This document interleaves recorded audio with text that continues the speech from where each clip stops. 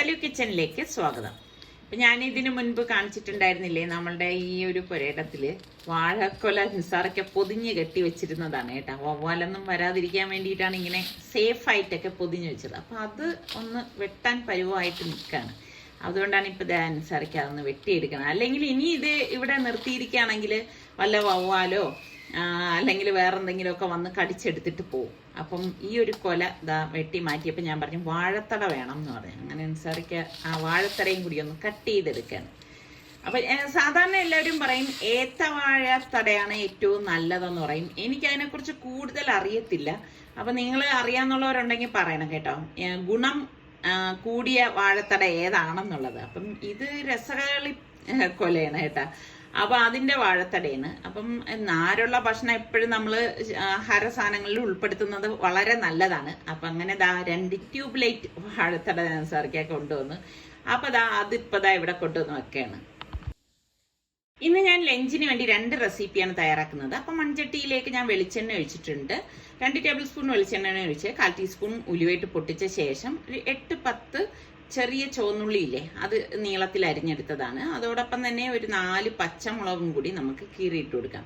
എപ്പോഴും നമ്മൾ കറിയൊക്കെ ഉണ്ടാക്കുമ്പോൾ ചെറിയ ഉള്ളിയാണ് നാടൻ കറികൾക്കൊക്കെ ടേസ്റ്റ് കിട്ടുന്നത് കേട്ടോ. ഇതോടൊപ്പം കുറച്ച് കറിവേപ്പിലയും കൂടി ഇട്ടിട്ട് നമുക്കിതൊന്ന് വഴറ്റിയെടുക്കണം. അപ്പം ഞാൻ മീഡിയം ഫ്ലെയിമിൽ വെച്ചിട്ട് തന്നെയാണ് ഇത് വഴറ്റിയെടുക്കുന്നത്. അപ്പം ഇത് വഴണ്ട് വരുന്ന സമയത്ത് 1 ടേബിൾ സ്പൂൺ ഇഞ്ചി വെളുത്തുള്ളി പേസ്റ്റാണ് ഞാൻ ഇതിലേക്ക് ചേർത്ത് കൊടുക്കുന്നത് കേട്ടോ. അപ്പോൾ ഇത് ഫ്രീസറിൽ വെച്ചെടുത്തതായതുകൊണ്ടാണ് അങ്ങനെ ചേർത്ത് കൊടുത്തത്. എന്നിട്ട് മൂടി വെച്ച് കൊടുക്കുകയാണ്. ഇടയ്ക്കൊന്ന് മൂടി മാറ്റിയിട്ട് വീണ്ടും നമുക്ക് ഇതുപോലെ ഒന്ന് ഇളക്കി കൊടുക്കണം. ഇതിലേക്ക് ഞാൻ 1 തക്കാളി ഇതുപോലെ നീളത്തിൽ അരിഞ്ഞത് ഇട്ട് കൊടുക്കുകയാണ്. ഇട്ട് കൊടുത്ത ശേഷം വീണ്ടും നമുക്കൊന്ന് വഴറ്റിയെടുക്കാം. ഇനി ഇത് നല്ലതുപോലെ ഒന്ന് വഴണ്ടി കിട്ടാൻ വേണ്ടിയിട്ട് നമുക്കൊന്ന് മൂടി വെച്ച് കൊടുക്കാം. ഇടയ്ക്കൊന്ന് മൂടി മാറ്റിയിട്ട് അതുപോലെ ഒന്ന് ഇളക്കി കൊടുക്കണം. അപ്പൊ തക്കാളിയൊക്കെ പെട്ടെന്ന് ഉടഞ്ഞു കിട്ടും കേട്ടോ. അപ്പൊ നല്ലതുപോലെ ഒന്ന് ഇളക്കി എടുത്താൽ മാത്രം മതിയാവും. അപ്പൊ ഇത്രയേ ഉള്ളൂ. ഇനി നമുക്ക് ഇതിലേക്ക് പൊടികൾ ഇട്ട് കൊടുക്കാം. 1/2 ടീസ്പൂൺ മഞ്ഞൾപ്പൊടി, 1 ടീസ്പൂൺ മല്ലിപ്പൊടി, 1/4 ടീസ്പൂൺ വറുത്ത് പൊടിച്ച ഉലുവാപ്പൊടി, പിന്നെ 1 ടീസ്പൂൺ എരിവുള്ള മുളക് പൊടിയും 2 ടീസ്പൂൺ കാശ്മീരി ചില്ലി പൗഡറും പാകത്തിനുള്ള ഉപ്പും ഇട്ടിട്ടാണ് ഞാൻ വഴറ്റിയെടുക്കുന്നത്. ഇതുപോലെ ഒന്ന് വഴറ്റിയെടുക്കണം. വഴറ്റിയെടുത്ത ശേഷം ഞാനിതിൽ കുറച്ച് തിളച്ച വെള്ളം ഒഴിച്ചു കൊടുക്കുകയാണെ. ഒരു 1/2 കപ്പ് തിളച്ച വെള്ളം ഇതുപോലെ ഒഴിച്ചിട്ട് വീണ്ടും ഒന്ന് ഇളക്കി കൊടുക്കണം. അപ്പൊ ആ പൊടികളുടെയൊക്കെ ആ ഒരു പച്ചച്ചോവ മാറത്തക്ക രീതിയിൽ ഒന്ന് തിളയ്ക്കുമ്പോഴേക്ക് ഞാൻ ഇതിലേക്ക് 2 ടേബിൾ സ്പൂൺ പുളിവെള്ളം ഒഴിച്ചു കൊടുക്കുകയാണ്. അപ്പോൾ പുളി ഞാൻ പിഴിഞ്ഞ് വെച്ചിട്ടുണ്ടായിരുന്നു. നല്ല കുറുകിയ പുളിവെള്ളമാണ് ചേർത്ത് കൊടുത്തത്. എന്നിട്ട് അതുപോലെ ഒന്ന് ഇളക്കി കൊടുക്കണം. അപ്പൊ എല്ലാം ഇതുപോലെ ഒന്ന് ഇളക്കി കൊടുത്ത ശേഷം ഞാൻ ഇതിലേക്ക് 1 കപ്പോളം 2ാം തേങ്ങാപ്പാലാണ് എടുത്തിരിക്കുന്നത് കേട്ടോ. കട്ടിക്കുള്ള തേങ്ങാപ്പാലല്ല, കുറച്ച് ലൂസായിട്ടുള്ള തേങ്ങാപ്പാൽ. അത് ഞാൻ ഇതുപോലെ ഒഴിച്ചു കൊടുക്കുകയാണ്. ഒഴിച്ചു കൊടുത്തിട്ട് നമുക്ക് ഇതുപോലെ ഒന്ന് ഇളക്കി കൊടുക്കാം. ഇളക്കി കൊടുത്ത് എല്ലാം ചേർത്തൊന്ന് മിക്സ് ചെയ്ത് കൊടുക്കണം. മിക്സ് ചെയ്ത് കൊടുത്ത ശേഷം നമ്മൾ ഇതിലേക്ക് നീളത്തിലരിഞ്ഞ പച്ചമാങ്ങയാണ് കേട്ടോ. ആ പച്ചമാങ്ങ ഞാനിവിടെ വലിയ മാങ്ങയിരുന്ന് മാങ്ങയുടെ പകുതി ഞാൻ ഇതിലേക്ക് ചേർത്ത് കൊടുക്കുകയാണ്. ഇതുപോലെ അത്യാവശ്യം കനത്തിൽ കട്ട് ചെയ്തിട്ടാണ് ചേർത്ത് കൊടുത്തിരിക്കുന്നത് കേട്ടോ. ഇനി നമുക്കിത് മൂടി വെച്ച് തിളപ്പിക്കാൻ വയ്ക്കാം. ഇപ്പൊ ഞാൻ ചെമ്മീൻ ഇവിടെ കഴുകി വെട്ടി വൃത്തിയാക്കി വെച്ചതാണ്. അപ്പൊ ഇതുപോലെ നല്ല ഒരു തിള വരുന്ന സമയത്ത് കണ്ടോ, മാങ്ങ വെന്തുടയാൻ പാടില്ല. ഒന്ന് പരുവായി വരുന്ന ആ ഒരു പരുവാണ് നമ്മൾ നോക്കാനുള്ളത് കേട്ടോ. ഈ ഒരു സമയത്ത് നമുക്ക് ഈ വൃത്തിയാക്കി വെച്ചിരിക്കുന്ന ചെമ്മീൻ ഇതിലേക്ക് ഇട്ട് കൊടുക്കാം. അപ്പൊ ചെമ്മീൻ അങ്ങനെ ഒരു പ്രത്യേകിച്ച് അളവും കണക്കൊന്നും ഇല്ല കേട്ടോ. ഞാനിവിടെ കണ്ടില്ലേ ഒരു 10-12 പീസ് വരും തോന്നുന്നു, എണ്ണിയൊന്നുമില്ല. അത് ഇതിലേക്ക് ഇട്ട് കൊടുത്തിട്ട് ഒന്ന് ലെവൽ ചെയ്ത് കൊടുക്കാം. അപ്പൊ നല്ല മാങ്ങ ഇട്ട ചെമ്മീൻ കറി എന്ന് പറയുമ്പം ശരിക്കും പറഞ്ഞാൽ ചോറിന് കഴിക്കാൻ ഇത് മാത്രം മതിയാവും കേട്ടോ. അപ്പൊ ഞാൻ അത് മൂടി വെച്ച് വേവിക്കുകയാണ്. അപ്പൊ നേരത്തെ ഞാൻ വാഴത്തട കാണിച്ചത് നന്നായിട്ട് കൊത്തി അരിഞ്ഞ ശേഷം കഴുകി ഡ്രെയിൻ ചെയ്ത് വെച്ചിരിക്കുന്നതാണ്. അപ്പൊ ഞാൻ മൺചട്ടി അടുപ്പത്തേക്ക് വെച്ചിട്ട് 2 ടേബിൾ സ്പൂൺ വെളിച്ചെണ്ണ ഇട്ട് ഒരു 1/4 ടീസ്പൂൺ ഉലുവ ഇട്ട് പൊട്ടിച്ചു കൊടുക്കുകയാണ്. ഇതോടൊപ്പം തന്നെ ചെറിയ ജീരകവും കുറച്ച് ഉഴുന്ന് പരിപ്പും കൂടി ഞാൻ ഇട്ട് കൊടുക്കുന്നുണ്ട്. എന്നിട്ട് നമുക്ക് വറ്റൽമുളക് ഇതിലേക്ക് ചേർത്ത് കൊടുക്കാം. കുറച്ച് കറിവേപ്പിലയും കൂടി ഇട്ട ശേഷം നമ്മൾ ഈ ഡ്രെയിൻ ചെയ്ത് വെച്ചിരിക്കുന്ന വാഴത്തട ഉണ്ടല്ലോ, അത് ഇതിലേക്ക് ഇട്ട് കൊടുക്കാണ്. ഇട്ട് കൊടുത്ത ശേഷം നന്നായിട്ടൊന്ന് ഇളക്കി കൊടുക്കാം. അപ്പൊ ഞാൻ ഇതിലേക്ക് ഒട്ടും വെള്ളം ചേർക്കാതെയാണ് തയ്യാറാക്കുന്നത് കേട്ടോ. വെള്ളമൊക്കെ ചേർത്ത് കഴിഞ്ഞാൽ അത്ര ഒരു ടേസ്റ്റ് ഒന്നും ഉണ്ടാവത്തില്ല.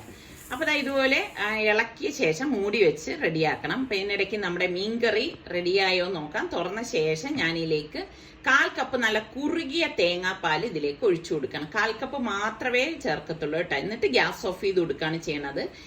കുറുകിയ തേങ്ങാപ്പാൽ ഒഴിച്ച ശേഷം നമ്മൾ തിളപ്പിക്കരുത് കേട്ടോ. അപ്പൊ ഇതാ ഇത്രയേ ഉള്ളൂ സംഭവം. അപ്പൊ ഞാനത് അടച്ചൊന്ന് മാറ്റി വെക്കണേ. ഞാനിവിടെ 1/4 കപ്പ് തേങ്ങയും ഒരു 2-3 വെളുത്തുള്ളി അരിയും 1/4 ടീസ്പൂൺ ചെറിയ ജീരകവും 1/2 ടീസ്പൂൺ മഞ്ഞൾപ്പൊടി 1/2 ടീസ്പൂൺ മുളക് പൊടി പാകത്തിനുള്ള ഉപ്പ് ഇത്രയും ചേർത്തിട്ട് ഈ തേങ്ങ കൈകൊണ്ട് ഇതുപോലെ ഒന്ന് മിക്സ് ചെയ്ത് കൊടുക്കണം. അപ്പൊ ചെറുതായിട്ട് ചിരകിയെടുത്ത തേങ്ങ ആയതുകൊണ്ട് തന്നെ നമുക്കിനി അരച്ചെടുക്കേണ്ട ആവശ്യമില്ല.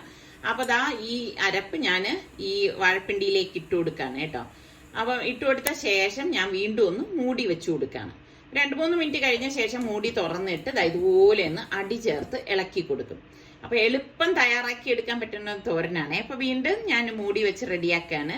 വീണ്ടും ഒരു 2 മിനിറ്റ് കഴിഞ്ഞ ശേഷം അടപ്പ് മാറ്റിയിട്ടാണ് ഞാൻ ഇളക്കി കൊടുക്കുന്നത്. അപ്പൊ നമ്മുടെ തോരൻ ഇവിടെ റെഡി ആയിട്ടുണ്ട്. അപ്പൊ ഇതാണ് നമ്മളുടെ മാങ്ങയിട്ട ചെമ്മീൻ കറി എന്ന് പറയുന്നത്. തേങ്ങാപ്പാൽ ഒഴിച്ച മാങ്ങയിട്ട ചെമ്മീൻ കറി അടിപൊളി ടേസ്റ്റ് ആണ് കേട്ടോ. അപ്പൊ ഈ രീതിയിൽ ട്രൈ ചെയ്യാത്ത ആരെങ്കിലും ഒക്കെ ഉണ്ടെങ്കിൽ നിങ്ങൾ ഒന്ന് ട്രൈ ചെയ്ത് നോക്കണം. നല്ല ചൂട് ചെമ്പാവരി ചോറും നല്ല നാടൻ വാഴപ്പിണ്ടി തോരനും അതുപോലെ തന്നെ പച്ചമാങ്ങ ഇട്ട് വെച്ച നല്ല ചെമ്മീൻ കറിയും കൂട്ടിയുള്ള ഊണെന്ന് പറഞ്ഞു കഴിഞ്ഞാൽ അടിപൊളിയാണ് കേട്ടോ. എത്ര പേർക്ക് ഈ ഒരു കറി ഇഷ്ടമുള്ളവരുണ്ട് ഒന്ന് പറയണം കേട്ടോ. സൂപ്പർ ടേസ്റ്റ് ആണ്. നിങ്ങളൊന്ന് ട്രൈ ചെയ്ത് നോക്കുക കേട്ടോ. ഉച്ചയ്ക്ക് ഒരു 2 മണിയൊക്കെ കഴിഞ്ഞപ്പോഴേക്ക് ഞങ്ങൾ വീട്ടിൽ നിന്ന് ഇറങ്ങി. എവിടെയാണ് പോകണമെന്ന് അറിയാവോ? ഞാൻ ഇതിനു മുൻപത്തെ എപ്പിസോഡിൽ പറഞ്ഞിട്ടുണ്ടായിരുന്നില്ലേ, ആക്കുളത്ത് ഒരു അഡ്വഞ്ചർ പാർക്ക് ഉദ്ഘാടനമാണെന്നുള്ളത്. അപ്പൊ എനിക്ക് ഭയങ്കര ഒരു മോഹം. കാരണം ഇന്നിപ്പം 5 മണിക്കാണ് ഉദ്ഘാടനം എന്ന് പറഞ്ഞത്. അതിന് തൊട്ട് മുൻപ് പബ്ലിക്കിന് വേണ്ടി ഇത് തുറന്നു കൊടുക്കുന്നു എന്ന് പറഞ്ഞായിരുന്നു. അപ്പൊ എനിക്കത് എത്രയും പെട്ടെന്ന് നിങ്ങളിലേക്ക് എത്തിക്കണം എന്നുള്ളത് കൊണ്ട് അപ്പൊ ഞാൻ നിസാറിക്കായിട്ട് തോന്നി നമുക്ക് നേരത്തെ ഇറങ്ങാന്ന് പറഞ്ഞു. അങ്ങനെയാണ് ഇപ്പൊ നമ്മള് പാർക്കിലേക്ക് പോവാണ്. മോളും നല്ല ത്രില്ലിലാണ്. അപ്പൊ മോളെയും കൂട്ടിയിട്ടാണ് ഞങ്ങൾ ഇപ്പൊ പാർക്കിന്റെ ഇവിടെ എത്തിയിരിക്കുന്നത്. അപ്പൊ ഇത് ആക്കുളം അഡ്വഞ്ചർ പാർക്കാണ്. കേരളത്തിൽ തന്നെ ഇത്രയും വലിയൊരു സംരംഭം ആദ്യമാണെന്നാണ് പറയപ്പെടുന്നത്. അപ്പൊ എന്തായാലും നമ്മൾ പാർക്കിനുള്ളിലേക്ക് കയറിയപ്പോ തന്നെ അതിമനോഹരം കേട്ടോ. പറഞ്ഞറിയിക്കാൻ പറ്റത്തില്ല. അതിന്റെ ആ ചുറ്റുവട്ടമൊക്കെ ഇങ്ങനെ നോക്കി കാണുമ്പോ തന്നെ ഇതാണ് നമുക്ക് കയറുമ്പോ കാണാൻ പറ്റുന്ന കാഴ്ചകൾ എന്ന് പറയുന്നത്. ഇവിടെ ഒന്ന് കണ്ടപ്പോ കുട്ടികൾക്ക് എന്തായാലും ഈ ഒരു കാഴ്ചകൾ ഇഷ്ടപ്പെടും എന്നാണ് തോന്നുന്നത്. ഇവിടെ കുട്ടവഞ്ചി ഇവിടാണ് വരുന്നത്. ഇതേ കണ്ട ഫിഷ് കുട്ടികൾക്കുള്ള പാർക്കാണ്. നമ്മൾ കയറി വരുമ്പം എൻട്രൻസിന്റെ അവിടെ തന്നെ ഉണ്ട് കുട്ടികൾക്കുള്ള പാർക്ക്. അഡ്വഞ്ചർ ഒക്കെ അങ്ങ് മുകളിലാണ്. ശരിക്ക് നമ്മൾ ഇതിന്റെ പേര് പറയുന്നത് എന്താണ്? Zip line. അത് എത്ര ദൂരമാണ് വരുന്നത്? മുകളിൽ നിന്നാണ് അത് വരുന്നത്. അവിടെ നോക്കിക്കേ, ഐ ലവ് ട്രാൻഡ്രം എന്താ അതിന്റെ അവിടെ നിന്നാണ് താഴേക്ക് വരുന്നത്. ഇപ്പൊ ഞാൻ കാണിച്ചില്ലേ, അവിടെ നിന്നാണ് ആ സിപ്പ് ലൈൻ തുടങ്ങുന്നത്. അതിങ്ങനെ താഴെ വരെ ഇപ്പൊ ഞാൻ നിൽക്കുന്ന ആ ഒരു സ്ഥലം വരെ വരും കേട്ടോ. അപ്പൊ ഞാനത് അവസാനം കയറാമെന്ന് ഉദ്ദേശിച്ചു. അപ്പൊ കയറുമ്പോൾ നിങ്ങൾക്ക് കാണിച്ചു തരാം എങ്ങനെയാണെന്നുള്ളത്. എന്തായാലും ഈ ചുറ്റുവട്ടമൊക്കെ കാണുമ്പോ ഭയങ്കര രസമുണ്ട് കേട്ടാ. നമ്മൾ ഉദ്ദേശിക്കുന്നതിനേക്കാളൊക്കെ അപ്പുറമാണ്. ഇവിടെ വന്ന ഒരുപാട് കാര്യങ്ങൾ കാണാനുണ്ട് കേട്ടാ. എന്തായാലും ഞാൻ ഇങ്ങനെ കണ്ടു പോകുന്ന കാര്യങ്ങൾ നിങ്ങൾക്ക് കാണിച്ചു തരാം. നിങ്ങൾക്ക് വീക്കെൻഡ് ആവുമ്പോഴേക്ക് വരാമല്ലോ. നല്ല കാറ്റ് വരുന്നുണ്ട് കേട്ടോ. അപ്പോഴാണ് ഞാൻ ശ്രദ്ധിച്ചതും ആ ഒരു പോയിന്റ് നോട്ട് ചെയ്തതും. പ്രകൃതിയെ ഹാനികരമാക്കാത്ത രീതിയിലായിരുന്നു ഇതിന്റെ കൺസ്ട്രക്ഷൻ. ശരി തന്നെയാണ്. ഇത് ചുറ്റും നോക്കുമ്പോൾ നിങ്ങൾക്കത് മനസ്സിലാവും. അപ്പൊ നമ്മൾ ഏത് വഴിയാണ് മുകളിലേക്ക് പോകേണ്ടത്? 2 വഴിയുണ്ട് നമുക്ക് ഇതിലേക്ക് പോകാനുള്ളത്. സ്റ്റെപ്പ് കയറി പോകാനാണെന്നുണ്ടെങ്കിൽ നമുക്ക് ഇതുവഴി പോകാം. അല്ലാതെ സ്റ്റെപ്പ് ബുദ്ധിമുട്ടാണെന്നുണ്ടെങ്കിൽ നമുക്ക് റൈറ്റ് സൈഡിലൂടെ തന്നെ ഒരു വഴി. നമുക്കൊരു അഡ്വഞ്ചർ പോലെ പോകണമെങ്കിൽ ഏതാണ് നല്ലത്? അപ്പൊ നമുക്ക് സ്റ്റെപ്പ് വഴി തന്നെ പോവാം. മുകളിലാണ് ആക്ടിവിറ്റീസ് എന്നൊക്കെ ഞാൻ പറഞ്ഞില്ലേ. അപ്പൊ അതിന്റെ റേറ്റും കാര്യങ്ങളും ഒക്കെയാണ് ഇത് ഇവിടെ വെച്ചിരിക്കുന്നത്.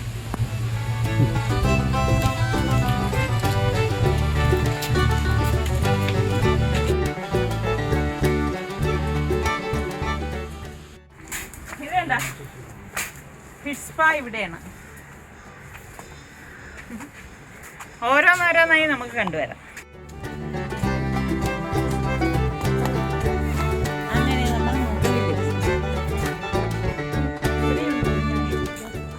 ഇവരിവിടെ ഓർഗാനിക് പച്ചക്കറികളും നട്ടിട്ടുണ്ട്.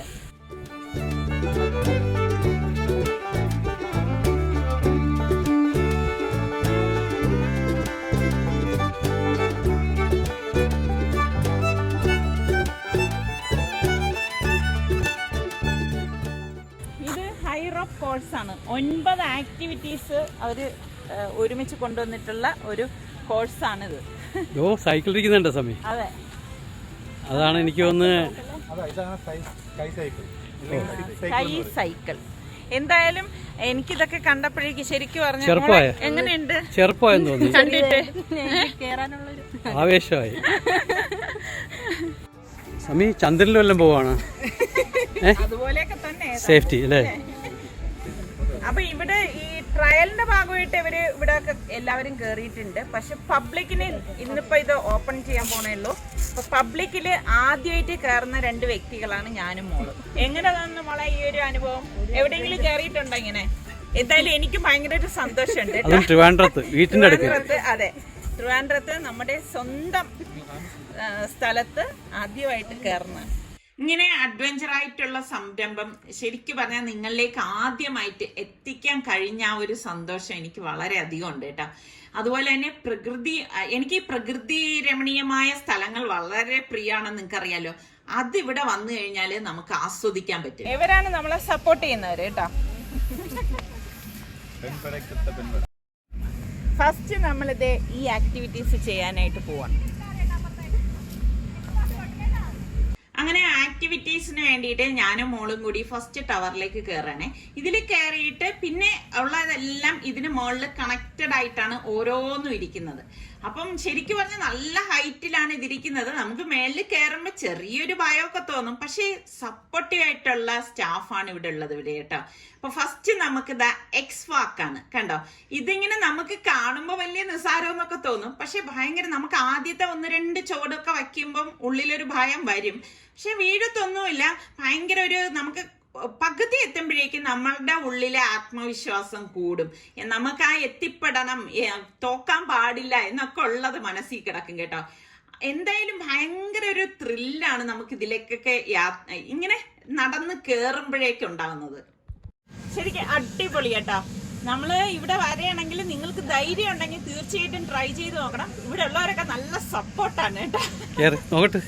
ഒരു ലാപ്പ് കഴിഞ്ഞു. അപ്പൊ ഞാന് കയറി കഴിഞ്ഞപ്പോഴേക്കും മോൾക്ക് കുറച്ച് ധൈര്യം കിട്ടി. അങ്ങനെ അവള് എന്റെ പിന്നാലെ വരുവാണ് കേട്ടോ. അപ്പം ഞാൻ നേരത്തെ പറഞ്ഞതുപോലെ തന്നെ പകുതി വന്നപ്പോഴേക്കും അവൾക്കും ഒരു ആത്മവിശ്വാസം കിട്ടി എന്ന് പറഞ്ഞു. അപ്പൊ നമ്മൾ ഈ ഒരിടം കയറി വരുമ്പോൾ ഇതുപോലെ ഒരു ടവർ കാണും. അവിടെ വന്ന് നിന്നിട്ട് പിന്നെ അവര് സേഫ്റ്റിയുള്ള കാര്യങ്ങളൊക്കെ ബെൽറ്റും ഒക്കെ വീണ്ടും ചേഞ്ച് ചെയ്ത ശേഷമാണ് നമ്മൾ അടുത്തതിലേക്ക് പോകുന്നത്. അപ്പൊ അടുത്ത സംഭവത്തിലേക്ക് വന്നിരിക്കുകയാണ്. ശരിക്കും പറഞ്ഞ ഇത് നമ്മൾ ഫസ്റ്റ് ഈ എക്സ് വാക്ക് നടന്നിട്ട് ഇതിലേക്ക് വരുമ്പം ഇത് ഭയങ്കര ഈസി ആയിട്ട് നമുക്ക് തോന്നും കേട്ടോ. ഇപ്പൊ നമ്മൾ നടന്നുകൊണ്ടിരിക്കുന്നത് ചാമലോൺ വാക്കാണ് കേട്ടോ. അപ്പൊ ഈ നേരത്തെ പറഞ്ഞതുപോലെ എക്സ് വാക്ക് കഴിഞ്ഞിട്ട് ഈ ചാമലോൺ വാക്കില് നമുക്ക് അത്ര ഒരു ഭയമൊന്നും തോന്നത്തില്ല. നല്ല ആത്മവിശ്വാസത്തോടു കൂടി തന്നെ നടക്കാൻ പറ്റും. ശരിക്കും ഇതിന് പ്രായപരിധി അങ്ങനൊന്നും ഇല്ല കേട്ടോ. നമ്മളുടെ മനസ്സിന്റെ ആ ഒരു ധൈര്യമാണ്. അപ്പൊ ഏത് പ്രായക്കാർക്ക് വേണമെങ്കിലും നല്ല മനോധൈര്യത്തോടെ ഇതിലേക്ക് വരാണെങ്കിൽ നല്ല രസമാണ്. ഇത് ഈ ബർമ ബ്രിഡ്ജ് ആണ് കേട്ടോ ഈ കാണുന്നത്. അത് ഇങ്ങനെ ഒരു കയറാണ് ഇങ്ങനെ യു പോലെ കിടക്കുന്നത്. അപ്പൊ ആ നാക്കിന് നമ്മൾ നടക്കണം. പിന്നെ ഇവിടെ വരുന്നവർ പ്രത്യേകം ശ്രദ്ധിക്കണം. ഇതിലൊക്കെ കയറാൻ താല്പര്യം ഉണ്ടെങ്കിൽ നിങ്ങൾ ക്യാൻവാസ് ഷൂസ് ഇട്ട് തന്നെ വരണം കേട്ടോ. അതുപോലെ തന്നെ നമ്മളുടെ ഡ്രസ്സിങ്ങിലും കുറച്ച് ജീൻസും ടോപ്പും ഒക്കെ ഇട്ട് വന്നാൽ നിങ്ങൾക്ക് കംഫർട്ട് ആയിരിക്കും. ഇപ്പൊ എന്നെ പോലെ ഇതുപോലത്തെ ലോങ് ടോപ്പൊക്കെ ഇട്ട് വരുമ്പം ഇതാകെ ഇവരെ ബെൽറ്റ് ഒക്കെ എടുത്തിടുമ്പോൾ നമുക്ക് എന്തോ ഒരു വൃത്തികേടൊക്കെ തോന്നും. അപ്പൊ അതുകൊണ്ടാണ് ഞാനിത് ആദ്യമേ പറയുന്നത്. അപ്പൊ നമ്മളിത് ഇപ്പം ഞാൻ നടക്കുന്നത് എർത്ത്ക്വേക്ക് വാക്കാണ് കേട്ടോ. ശരിക്കും അത് നല്ല ഭയം തോന്നും കേട്ടോ. കാരണം പിന്നെ ഈ പറഞ്ഞ മാതിരി നമുക്ക് അതിലേക്ക് എത്താൻ പറ്റും എന്നുള്ള ആത്മവിശ്വാസത്തോട് കൂടിയിട്ടാണ് നടക്കുന്നത്. ആ ഒരു ലെഗ് ഉണ്ട്, ലെഗ് വെക്കുമ്പോഴേക്കും മറ്റേതിങ്ങനെ ഊഞ്ഞാലാടുന്നത് പോലെ ആടും. അപ്പൊ നമുക്ക് നല്ല ഭയം തോന്നും. പിന്നെ അടുത്തത് ഇപ്പൊ ഞാൻ പോകുന്നത് ടയർ സ്വിങ് ആണ്. അത് നല്ല രസമാണ് കേട്ടോ. പക്ഷെ നമുക്ക് നല്ല അത്യാവശ്യം വെയിറ്റ് ഒക്കെ ഉള്ളതുകൊണ്ട് നമ്മൾ ചവിട്ടുമ്പോൾ ആ ടയർ അങ്ങ് പഞ്ചറാവുന്നത് പോലെയൊക്കെ ഇരിക്കും. പക്ഷെ ഒന്നും സംഭവിക്കത്തില്ല. ഇതെല്ലാം നല്ല പ്രൊട്ടക്ട് ചെയ്താണ് അവർ നമ്മളെ വിടുന്നത്. പിന്നെ സിപ്പ് ലൈൻ, ഇതാണ് എനിക്ക് ഏറ്റവും ഒരു എന്ത് പറയാൻ നമുക്കൊരു ഭയം തോന്നുന്ന ഒരു സംഭവം. കാരണം നമ്മളുടെ സ്റ്റാമിന കൊണ്ടാണ് അത് ചലിക്കുന്നത്. അപ്പൊ പകുതി കഴിഞ്ഞപ്പോഴേക്ക് 3/4 ഭാഗമായി കേട്ടോ. പിന്നെ എനിക്ക് പറഞ്ഞ മാതിരി എന്റെ വെയിറ്റ് അതിന് പറ്റുന്നില്ലയോ എന്നൊക്കെ എനിക്കിങ്ങനെ തോന്നിപ്പോയി. അപ്പൊ അവിടെ വെച്ച് ഞാൻ പിന്നെ പിന്മാറി കേട്ടോ. അപ്പൊ മോള് പിന്നെ അത് ഫുള്ളാക്കി ചെയ്യാനായിട്ട് ഇറങ്ങി. എന്നാലും 3/4 ഭാഗം എത്തിയല്ലോ എന്നുള്ളൊരു സന്തോഷം എനിക്ക് ഉണ്ടായിരുന്നു. കാരണം നമ്മളുടെ ഫുൾ സ്റ്റാമിനയിൽ തന്നെയാണ് അത് പോകുന്നത്. ഈ കാണുന്നത് മൾട്ടി വേനേവാക്കാണ് കേട്ടോ. ഇത് ശരിക്കും റിസ്കിയാണ്. ഭയങ്കര ഒരു എന്ത് പറയാൻ, നമുക്ക് ധൈര്യം ഉണ്ടെങ്കിൽ മാത്രമേ ഇതിലൂടെയൊക്കെ നടക്കാൻ സാധിക്കൂ. അപ്പൊ ഈ പോകുന്നത് സിപ്പ് സൈക്കിളാണ് കേട്ടോ. അടിപൊളി. ഇത്രയും ഞാൻ ആക്ടിവിറ്റീസ് ചെയ്തതിൽ എനിക്ക് ഏറ്റവും മനസ്സിന് സന്തോഷം നൽകിയത് ഈ സിപ്പ് സൈക്ലിംഗ് ആണ് കേട്ടോ. ഇതിലെ കൂടി നമ്മളിങ്ങനെ ചവിട്ടി നടന്നു പോകുമ്പോഴേക്ക് ചുറ്റും നമുക്ക് കാണാൻ സാധിക്കും.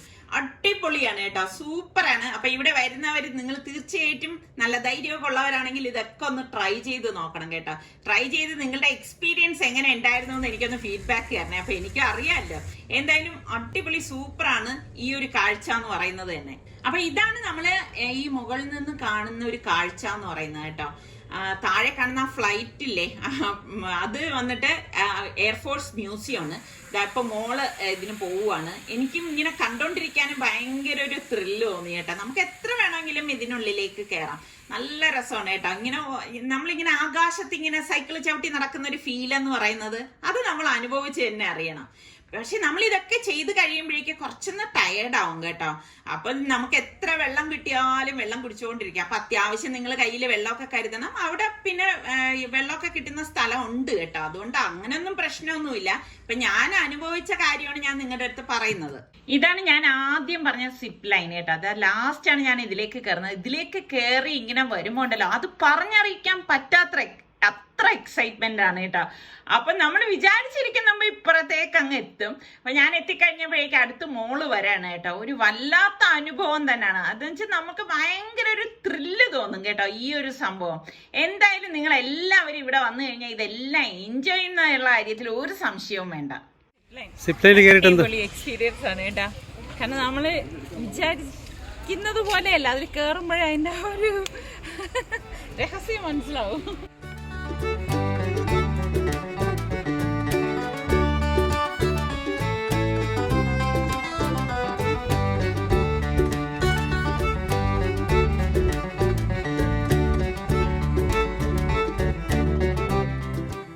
ഇപ്പൊ നമ്മള് ഫിഷ് സ്പായിലാണ് നിൽക്കുന്നത്. ഇവിടെ എല്ലാം റെഡിയാക്കിക്കൊണ്ടിരിക്കുന്നതേ ഉള്ളൂ. ഇതേ കണ്ടോ. ഏതായാലും നമ്മൾ ഇപ്രാവശ്യം കയറുന്നില്ല, അടുത്ത പ്രാവശ്യം വരുമ്പോൾ നമുക്ക് കയറാം. എല്ലാം സെറ്റ് ചെയ്യുന്നേ ഉള്ളൂ.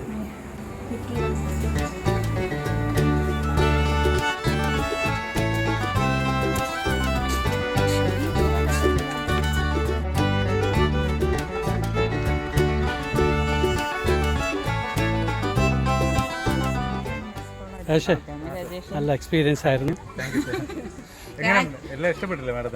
അടിപൊളിയായിരുന്നു. രാജേഷാണ് ഇതിന്റെ മെയിൻ എന്ന് പറയുന്നത്, അഡ്വഞ്ചേഴ്സിന്റെ മെയിൻ അല്ലേ രാജേഷ്? എന്തായാലും ഭയങ്കര നല്ല ഏറ്റവും ഇഷ്ടപ്പെട്ടതെന്നറിയോ, അഡ്വഞ്ചറിനെ കാട്ടിയും ഇവരെ സർവീസാണ്. പിള്ളേർ ഭയങ്കര ഒരു എൻകറേജിങ് ആണ്. അതൊക്കെ ഇവരൊക്കെ ആദ്യത്തൊക്കെ പേടിച്ചതാണ്.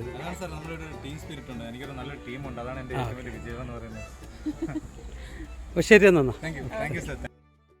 അപ്പം അടിപൊളി സംഭവങ്ങളൊക്കെ ആയിരുന്നു. എനിക്ക് ഏറ്റവും സന്തോഷം തോന്നിയത് ആദ്യം തന്നെ നിങ്ങളിലേക്ക് എനിക്കിത് എത്തിക്കാൻ സാധിച്ചല്ലോ എന്നുള്ള ആ ഒരു ആത്മസംതൃപ്തിയും പൊതുജനങ്ങൾക്കുള്ളതിൽ ആദ്യം തന്നെ ഇത് കയറാൻ പറ്റിയെന്നുള്ള അനുഭൂതിയും എനിക്ക് ഏറെ ഉണ്ട് കേട്ടോ.